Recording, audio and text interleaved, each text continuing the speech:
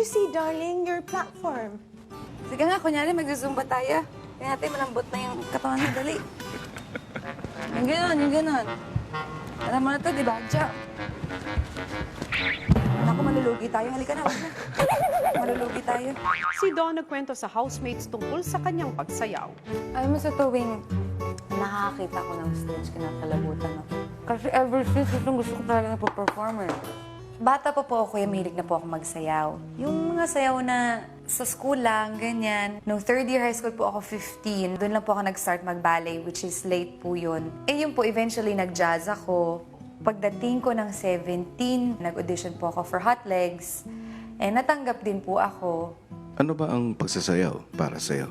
Kuya, I breathe, sleep, eat for dance. Kapag ginagawa mo yung gusto mo, hindi mo mararamdaman na nagtatrabaho ka.